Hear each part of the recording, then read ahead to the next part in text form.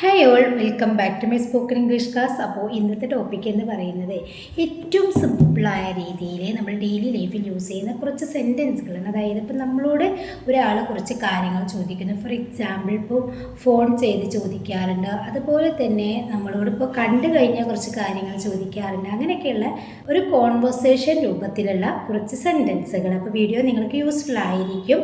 Daily നമ്മൾ use ചെയ്യുന്ന sentence ആണ് കേട്ടോ. അപ്പോൾ എല്ലാവരും വീഡിയോ മുഴുവനായിട്ട് കാണുക. അപ്പോൾ നമുക്ക് വീഡിയോയിലേക്ക് കടക്കാം.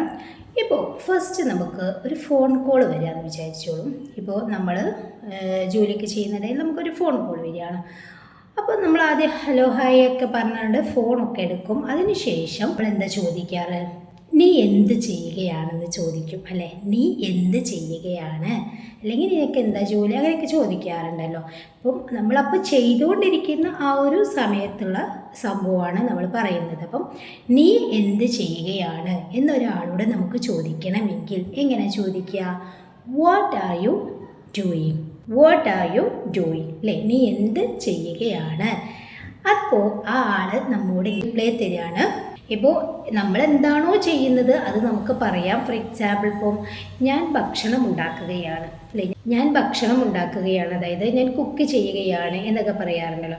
I M cooking food. ഞാൻ ഭക്ഷണം ഉണ്ടാക്കുകയാണെന്ന് പറയുമ്പം ഐ എം കുക്കിംഗ് ഫുഡ്. ഞാൻ ഭക്ഷണം ഉണ്ടാക്കുകയാണ്. അപ്പോൾ ജോലിക്കൊക്കെ പോകുന്ന ഒരാളാണെങ്കിൽ, നമ്മൾ അറിയാവുന്ന ഒരാളാണ്, ഇപ്പോൾ ജോലിക്കൊക്കെ പോകുന്ന ഒരാളാണെങ്കിൽ നമ്മളിങ്ങനെ ചോദിക്കാറുണ്ട്, നീ ഇന്ന് ജോലിക്ക് പോയില്ലേ? നീ ഇന്ന് ജോലിക്ക് പോയില്ലേ എന്നെങ്ങനെ ചോദിക്കുക? ഇവിടെ പാസ്റ്റ് ആണല്ലേ. നമ്മൾ ഫോൺ ചെയ്തിരിക്കുമ്പോഴൊക്കെ ജോലിക്ക് പോകുന്ന ടൈമൊക്കെ കഴിഞ്ഞിട്ടുണ്ട്. അപ്പം നമ്മൾ ചോദിക്കുന്നത് ഒരുപാട് ടൈം കഴിഞ്ഞതിന് ശേഷം ആ ഒരു സമയത്ത് നമ്മൾ എങ്ങനെ ചോദിക്കുകയാണ്? നീ ഇന്ന് ജോലിക്ക് പോയില്ലേ എന്നെങ്ങനെ ചോദിക്കും?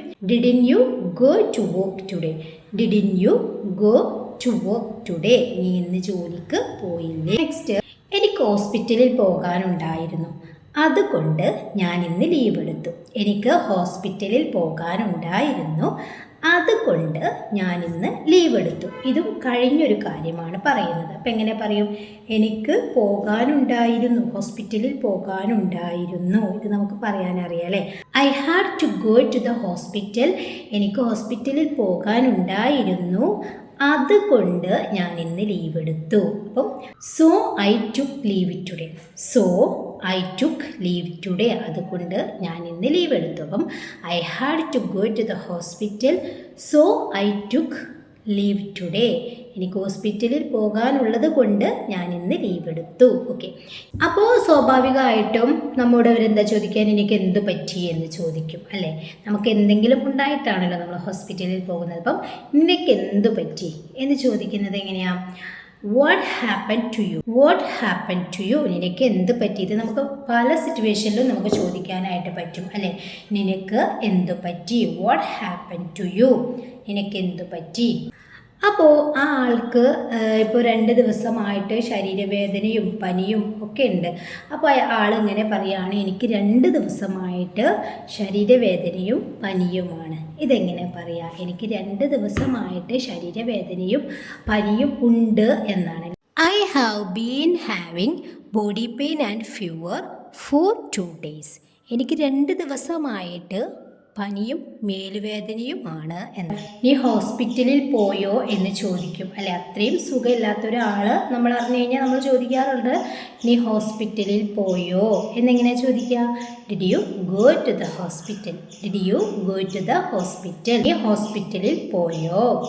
അപ്പോൾ ആ ആളിങ്ങനെ പറയാണ്. ആ ആള് എന്നല്ല കേട്ടോ, നമുക്കൊക്കെ യൂസ് ചെയ്യാൻ പറ്റുന്നൊരു സെൻറ്റൻസുകളാണ് ഇതൊക്കെ. ഞാൻ ഹോസ്പിറ്റലിൽ പോകാനിരിക്കുകയാണ്. ഇത് നമ്മൾ പഠിച്ചതാണല്ലേ.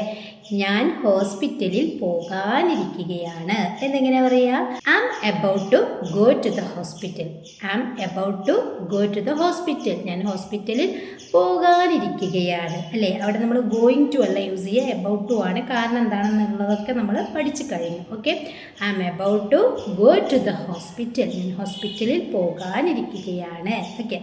നെക്സ്റ്റ്, 12 മണിക്കാണ് ബുക്ക് ചെയ്തിട്ടുള്ളത് അല്ലേ. ഞാൻ 12 മണിക്ക് ആണ് ബുക്ക് ചെയ്തിട്ടുള്ളത്, അല്ലെങ്കിൽ ഞാൻ 12 മണിക്ക് ബുക്ക് ചെയ്തിട്ടുണ്ട്. 12 മണിക്കാണ് എൻ്റെ ടോക്കന്. ആ സമയത്തേക്ക് ഞാൻ ബുക്ക് ചെയ്തിട്ടുണ്ട് എന്നെങ്ങനെ പറയാ? I have booked at 12 o'clock. I have booked at 12 o'clock. ഞാൻ 12 മണിക്ക് ബുക്ക് ചെയ്തിട്ടുണ്ട്. നെക്സ്റ്റ്, ഞാൻ നിൻ്റെ കൂടെ വരണോ? ഇപ്പോൾ നമ്മൾ അടുത്ത സുഹൃത്തുക്കളോ അല്ലെങ്കിൽ നമ്മുടെ ഒരു ബന്ധുക്കാരോ ഒക്കെ ആണെങ്കിൽ നമ്മളങ്ങനെ ചോദിക്കില്ലേ? ഒട്ടും വയ്യാത്ത ഒരാളെ വിവരം നമ്മൾ അന്വേഷിച്ച് കഴിഞ്ഞാൽ നമ്മളിങ്ങനെ ചോദിക്കാറുണ്ട്, ഞാൻ കൂടെ വരണോ എന്നെങ്ങനെയാണ് ചോദിക്കുക? ക്വസ്റ്റ്യനാണ്. ഞാൻ കൂടെ വരണം എന്ന് പറയുമ്പോൾ നമ്മളവിടെ ഐ ഷുഡ് എന്ന് നമ്മൾ യൂസ് ചെയ്യും. എന്നാൽ ഞാൻ കൂടെ വരണോ, ഞാൻ എൻ്റെ കൂടെ വരണോ എന്നാണ് ചോദിക്കുന്നത്. അപ്പം should I come with you, should I come with you, ഞാൻ എൻ്റെ കൂടെ വരണോ?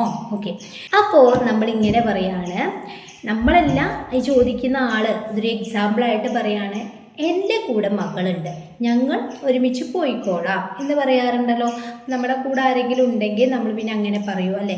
അപ്പോൾ എൻ്റെ കൂടെ മകളുണ്ട്, ഞങ്ങൾ ഒരുമിച്ച് പോയിക്കോളാം. ഇതെങ്ങനെ പറയാം?